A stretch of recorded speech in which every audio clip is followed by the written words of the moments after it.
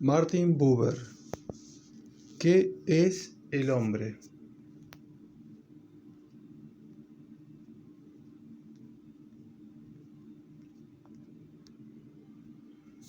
Primera edición en hebreo 1942. Notas sobre el libro y el autor. Este libro sencillo y profundo, elaboración de un cursillo de verano en la Universidad Hebrea de Jerusalén 1938, no es ni más ni menos que un esbozo de antropología filosófica. Su inclusión en nuestra colección de breviarios estará, pues, justificada de antemano. Sin embargo, a algunos les podrá extrañar que hayamos escogido un libro de marcado tono personal. Lo hacemos aposta.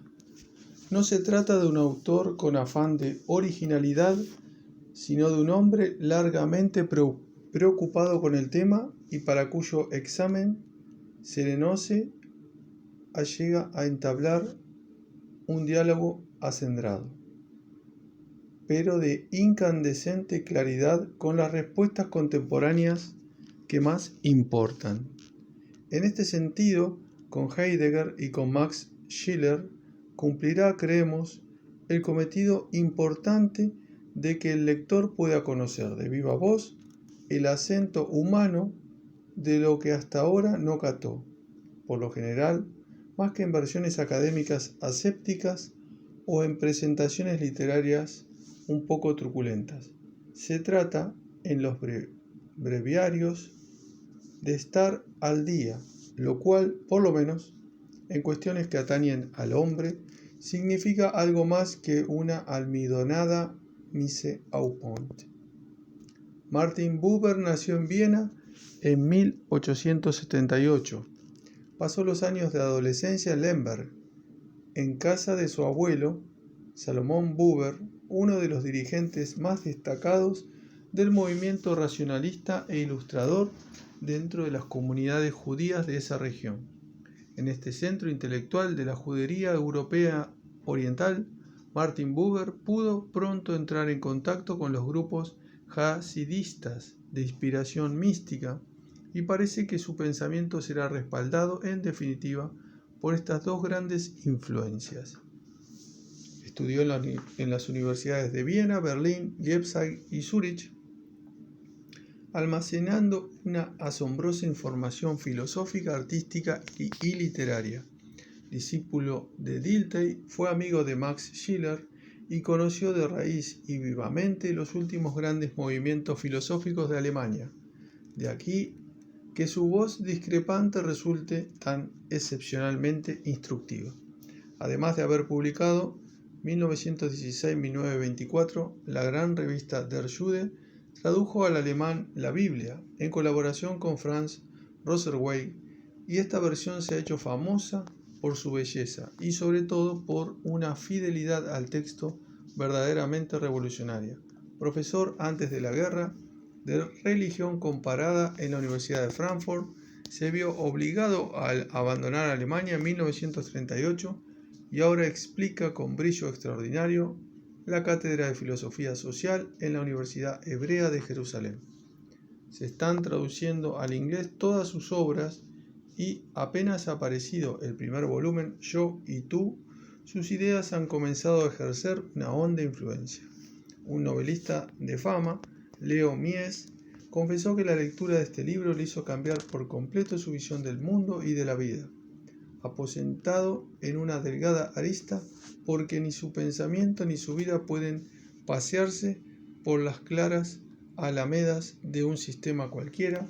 Martin Buber establece el principio dialógico, la presencia sustancial del prójimo, como única posibilidad humana del acceso al ser. Así se coloca decididamente enfrente del individualismo in extremis y del colectivismo in excelsis, de la ficción y de la ilusión. Primera parte. Trayectoria de la interrogación. 1. Las preguntas de Kant. Se cuenta del rabino Punam de Prisucha, uno de los últimos grandes maestros del hasidismo, que habló así una vez a sus discípulos. Pensaba escribir un libro, cuyo título sería Adán, que habría de tratar del hombre entero, pero luego reflexioné y decidí no escribirlo. En estas palabras, de timbre tan ingenuo, de un verdadero sabio, se expresa, aunque su verdadera intención se endereza a algo distinto, toda la historia de la meditación del hombre sobre el hombre. Sabe éste, desde los primeros tiempos, que él es el objeto más digno de estudio, pero parece como si no se atreviera a tratar este objeto como un todo, a investigar su ser y sentido auténticos. A veces inicia la tarea, pero pronto se ve sobrecogido y exhausto por toda la problemática de esta ocupación con su propia índole y vuelve atrás con una tácita resignación, ya sea para estudiar todas las cosas del cielo y de la tierra, menos a sí mismo, ya sea para considerar al hombre como dividido en secciones a cada una de las cuales podrá atender en forma menos problemática, menos exigente y menos comprometedora.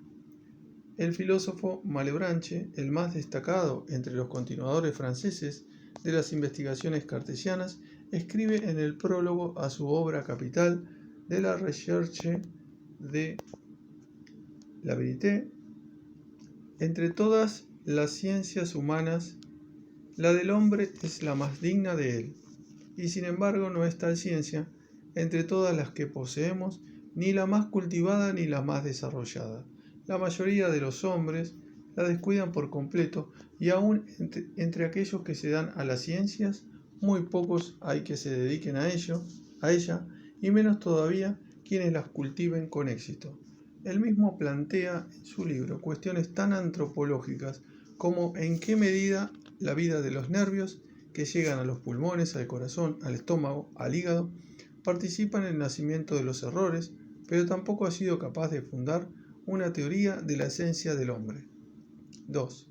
Kant ha sido quien con mayor agudeza ha señalado la tarea propia de una antropología filosófica. En el manual que contiene sus cursos de lógica, que no fue editado por él mismo, ni reproduce literalmente los apuntes que le sirvieron de base, pero que sí aprobó expresamente, distingue una filosofía en el sentido académico y una filosofía en el sentido cósmico, in sensu cósmico.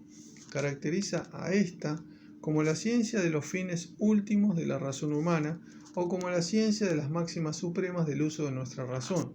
Según él, se puede delimitar el campo de esta filosofía en sentido universal mediante estas 4 preguntas. 1. ¿Qué puedo saber? 2. ¿Qué debo hacer? 3. ¿Qué me cabe esperar? 4. ¿Qué es el hombre?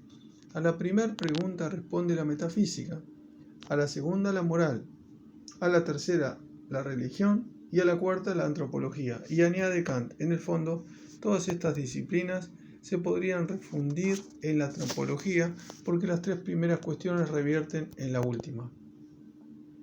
Esta formulación kantiana reproduce las mismas cuestiones de las que Kant, en la sección de su crítica de la razón pura que lleva por título Del ideal del supremo bien, dice que todos los intereses de la razón, lo mismo de la especulativa que de la práctica, confluyen en ella. Pero a diferencia de lo que ocurre en la crítica de la razón pura, reconduce estas 3 cuestiones hacia una cuarta, la de la naturaleza o esencia del hombre, y la adscribe a una disciplina a la que llama antropología, pero que, por ocuparse de las cuestiones fundamentales del filosofar humano, habrá que entender como antropología filosófica. Esta sería, pues, la disciplina filosófica fundamental. Pero cosa sorprendente, ni la antropología que publicó el mismo Kant, ni las nutridas lecciones de antropología que fueron publicadas mucho después de su muerte nos ofrecen nada que se parezca a lo que él exigía de una antropología filosófica. Tanto por su intención declarada como por todo su contenido ofrecen algo muy diferente, toda una plétora de preciosas observaciones sobre el conocimiento del hombre, por ejemplo, acerca del egoísmo, de la sinceridad y la mendacidad, de la fantasía, el don profético, el sueño, las enfermedades mentales, el ingenio. Pero nada se ocupa de qué sea el hombre ni toca seriamente ninguno de los problemas que esa cuestión trae consigo. El lugar especial que al hombre corresponde en el cosmos, su relación con el destino y con el mundo de las cosas, su comprensión de sus congéneres, su existencia como ser que sabe que ha de morir, su actitud en todos los encuentros ordinarios y extraordinarios con el misterio que compone la trama de su vida. En esa antropología no entra la totalidad del hombre. Parece como si Kant hubiera tenido reparos en plantear realmente, filosofando, la cuestión que considera como fundamental. Un filósofo de nuestros días, Martin Heidegger, que se ha ocupado en su Kant und das Problem der Metaphysik 1929 de esta extraña contradicción. La explica por el carácter indeterminado de la cuestión o pregunta que sea el hombre, porque el modo mismo de preguntar por el hombre es lo que se habría hecho problemático. En las tres primeras cuestiones de Kant se trata de la finitud del hombre. ¿Qué puedo saber? Implica un no poder, por lo tanto una limitación. ¿Qué debo hacer? ¿Qué debo hacer? Supone algo con lo que no se ha cumplido todavía, también pues una limitación. ¿Y qué me cabe esperar? Significa que al que pregunta le está concedida una expectativa y otra le es negada. Y también tenemos otra limitación. La cuestión cuarta sería pues la que pregunta por la finitud del hombre, pero ya no se trata de una cuestión antropológica, puesto que preguntamos por la esencia de nuestra existencia. En lugar, pues, de la antropología tendríamos como fundamento de la metafísica la ontología fundamental. Pero a donde quiera que nos lleve este resultado, hay que reconocer que no se trata de un resultado kantiano. Heidegger ha desplazado el acento de las tres interrogaciones kantianas. Kant no pregunta ¿qué puedo conocer?, sino ¿qué puedo conocer? Lo esencial en el caso no es que yo solo puedo algo y que otro algo no puedo. No es lo esencial que yo únicamente sé algo y dejo de saber también algo. Lo esencial es que en general puedo saber algo y por eso puedo preguntar qué es lo que puedo saber. No se trata de mi finitud, sino de mi participación real en el saber de lo que hay por saber. Y del mismo modo, ¿qué debo hacer? Significa que hay un hacer que yo debo, que no estoy, por tanto, separado del hacer justo, sino que por eso mismo, que puedo experimentar mi deber, encuentro abierto el acceso al hacer. Y por último, tampoco el que me cabe esperar quiere decir, como pretende Heidegger, que se hace cuestionable la expectativa y que en el esperar se hace presente la renuncia a lo que no cabe esperar, sino que por el contrario nos da a entender en primer lugar que hay algo que cabe esperar, pues Kant no piensa, claro está, que la respuesta a la pregunta habría de ser nada, y en segundo, que me es permitido esperarlo, y en tercero, que por lo mismo que me es permitido, puedo experimentar que sea lo que puedo esperar. Esto es lo que Kant dice. Y en el sentido de la cuarta pregunta, a la que pueden reducirse las tres anteriores, sigue siendo en Kant ¿qué tipo de criatura será esta que puede saber, debe hacer y le cabe esperar? Y que las tres cuestiones primeras puedan reducirse a esta última quiere decir, el conocimiento esencial de este ser me pondrá de manifiesto qué es lo que como tal ser puede conocer, qué es lo que como tal ser debe hacer y qué es lo que también como tal ser le cabe esperar. Con esto se ha dicho a su vez que con la finitud que supone el que solamente se pueda saber esto va ligada indisolublemente la participación en lo infinito, participación que se logra por el mero hecho de poder saber, y que se ha dicho también que con el conocimiento de la finitud del hombre se nos da al mismo tiempo el conocimiento de su participación en lo infinito, y no como dos propiedades juxtapuestas, sino como la duplicidad del proceso mismo en que se hace cognoscible verdaderamente la existencia del hombre. Lo finito actúa en ella y también lo infinito. El hombre participa en lo finito y también participa en lo infinito. Ciertamente Kant no ha respondido, ni siquiera intentado responder a la pregunta que enderezó a la antropología, ¿qué es el hombre? Desarrolló en sus lecciones una antropología bien diferente de la que él mismo pedía, una antropología que, con criterio histórico-filosófico, se podría calificar de anticuada, trabada aún con la antropografía de los siglos XVII y XVIII, tampoco crítica. Pero la formulación de la misión que asignó a la antropología filosófica que propugnaba constituye un legado al que no podemos renunciar. 3. También para mí resulta problemático saber si una disciplina semejante servirá para suministrar un fundamento a la filosofía o, como dice Heidegger, a la metafísica. Porque es cierto que experimentamos constantemente lo que podemos saber, lo que debemos hacer y lo que nos cabe esperar. Y también es verdad que la filosofía contribuye a que lo experimentemos, es decir, a la primera de las cuestiones planteadas por Kant, puesto que, en forma de lógica y de teoría del conocimiento, me comunica qué significa poder saber, y como cosmología, filosofía de la historia, etc., me dice qué es lo que hay por saber. A la segunda, cuando como psicología me dice cómo se realiza psíquicamente el deber, y como ética, teoría del Estado, estética, etc., qué es lo que hay por hacer.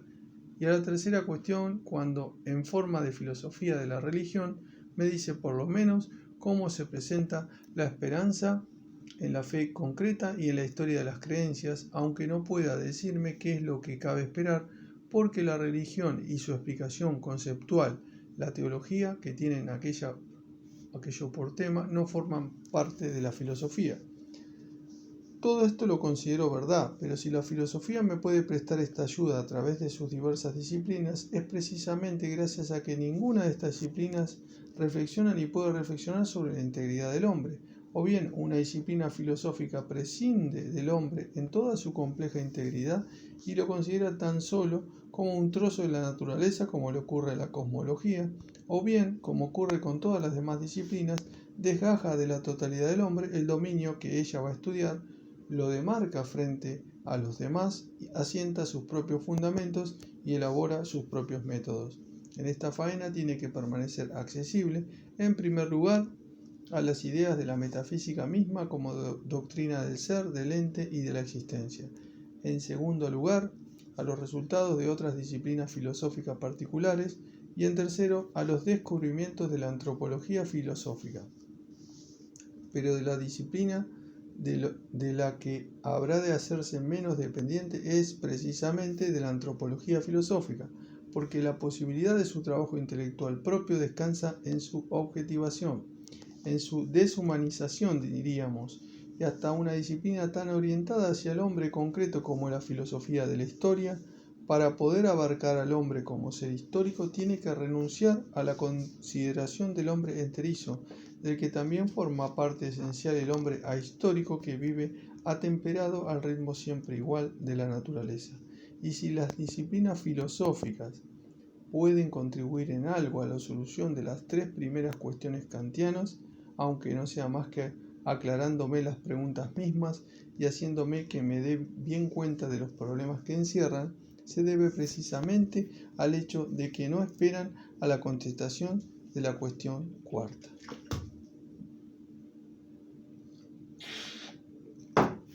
Pero tampoco la antropología filosófica misma puede proponerse como tarea propia el establecimiento de un fundamento de la metafísica o de las disciplinas filosóficas. Si pretendiera responder a la pregunta ¿qué es el hombre? En una forma tan general que ya de ella se podrían derivar las respuestas a las otras cuestiones, entonces se le escaparía a la realidad de su objeto propio, porque en lugar de alcanzar su totalidad genuina, que solo puede hacerse patente con la visión conjunta de toda su diversidad, lograría nada más que una unidad falsa, ajena a la realidad, vacía de ella. Una antropología filosófica legítima tiene que saber no solo que existe un género humano, sino también pueblos, no solo un alma, sino también tipos y caracteres, no solo una vida humana, sino también edades de la vida, solo abarcando sistemáticamente estas y las demás diferencias, solo conociendo la dinámica que rige dentro de cada particularidad y entre ellas, y solo mostrando constantemente la presencia de lo uno en lo vario, podrá tener ante sus ojos la totalidad del hombre. Pero Por eso mismo no podrá abarcar al hombre en aquella forma absoluta que, si bien no lo indica la cuarta pregunta de Kant, fácilmente se nos impone cuando tratamos de responderla, cosa que, como dijimos, eludió el mismo Kant. Así como le es menester a esta antropología filosófica distinguir y volver a distinguir dentro del género humano si es que quiere llegar a una comprensión honrada, así también tiene que instalar seriamente al hombre en la naturaleza, tiene que compararlo con las demás cosas, con los demás seres vivos, con los demás seres conscientes, para así poder asignarle con seguridad su lugar correspondiente. Solo por este camino doble de diferenciación y comparación podrá captar al hombre entero, este hombre que, cualquiera sea el pueblo, el tipo o la edad a que pertenezca, sabe lo que fuera de él nadie más en la tierra sabe, que transita por el estrecho sendero que lleva del nacimiento a la muerte, prueba lo que nadie que no sea él puede probar, la lucha con el destino, la rebelión y la reconciliación, y en ocasiones, cuando se junta por elección con otro ser humano, llega hasta experimentar en su propia sangre lo que pasa por los adentros del otro. La antropología filosófica no pretende reducir los problemas filosóficos a la existencia humana ni fundar las disciplinas filosóficas como si dijéramos desde abajo y no desde arriba. Lo que pretende es sencillamente conocer al hombre, pero con esto se encuentra ante un objeto de estudio del todo diferente a los demás, porque en la antropología filosófica se le presenta al hombre él mismo, en el sentido más exacto, como objeto. Ahora que está en juego la totalidad, el investigador no puede darse por satisfecho, como en el caso de la antropología como ciencia particular, con considerar al hombre como cualquier otro trozo de la naturaleza, prescindiendo de que él mismo, el investigador, también es hombre y que experimenta en la experiencia interna su ser hombre en una forma en la que no es capaz de experimentar ninguna otra cosa de la naturaleza, no solo en su perspectiva del todo diferente, sino en una dimensión del ser totalmente distinta, en una dimensión en la que solo esta porción de la naturaleza que es él es experimentada. Por su esencia, el conocimiento filosófico del hombre es reflexión del hombre sobre sí mismo, y el hombre puede reflexionar sobre sí únicamente si la persona cognoscente, es decir, el filósofo que hace antropología, reflexiona sobre sí como persona. El principio de individuación, que alude al hecho fundamental de la infinita variedad de las personas humanas, en cuya virtud cada una está hecha a su manera peculiarísima y singular, lejos de relativizar el conocimiento antropológico, le presta por el contrario su núcleo y armazón. Y en torno a lo que descubra el filósofo que medita sobre sí, se deberá ordenar y cristalizar todo lo que se encuentra en el hombre histórico y en el actual, en hombres y mujeres, en indios y en chinos, en pordioseros y emperadores, en imbéciles y en genios, para que su descubrimiento pueda convertirse en una genuina antropología filosófica. Pero esto es algo diferente de lo que hace el psicólogo cuando completa y explica lo que sabe por la literatura y por la observación, mediante la observación de sí mismo, el análisis de sí mismo, el experimento consigo mismo, porque en este caso se trata siempre de fenómenos y procesos singulares objetivados, de algo que ha sido desgajado de la conexión de la total persona concreta de carne y hueso. Pero el antropofilósofo tiene que poner en juego no menos que su encarnada totalidad, su yo concreto. Y todavía más, no basta con que coloque su yo como objeto de conocimiento, solo puede conocer la totalidad de la persona y por ello la totalidad del hombre si no deja fuera su subjetividad ni se mantiene como espectador impasible. Por el contrario, tiene que tirarse a fondo en el acto de autorreflexión para poder cerciorarse por dentro de la totalidad humana. En otras palabras, tendrá que ejecutar ese acto de adentramiento en una dimensión peculiarísima como acto vital sin ninguna seguridad filosófica previa, exponiéndose por lo tanto a todo lo que a uno le pueda ocurrir cuando vive realmente. No se conoce al estilo de quien, permaneciendo en la playa, contempla maravillado la furia espumante de las olas, sino que es menester echarse al agua, hay que nadar, alerta y con todas las fuerzas, y hasta habrá un momento en que nos parecerá estar a punto de desvanecimiento. Así, y no de otra manera, puede surgir la visión antropológica. Mientras nos contentemos con poseernos como un objeto, no nos enteraremos del hombre más que como una cosa más entre otras, y no se nos hará presente la totalidad que tratamos de captar. Y claro, que para poder captarla tiene que estar presente. No es posible que percibamos sino lo que es en un estar presente efectivo se nos ofrece. Pero en este caso sí que percibimos o captamos de verdad y entonces se forma el núcleo de la cristalización. Un ejemplo podrá aclarar la relación entre el psicólogo y el antropólogo. Si los dos estudian, digamos, el fenómeno de la cólera, el psicólogo tratará de captar qué es lo que siente el colérico, cuáles son los motivos y los impulsos de su yo, voluntad, pero el antropólogo tratará también de captar qué es lo que está haciendo. Con respecto a este fenómeno, le será difícilmente practicable a los dos la introspección, que por naturaleza tiende a debilitar la espontaneidad e irregularidad de la cólera. El psicólogo tratará de sortear la dificultad mediante una división específica de la conciencia que le permita quedarse fuera con la parte observadora de su ser, dejando por otra parte que la persona siga su curso con la menor perturbación posible.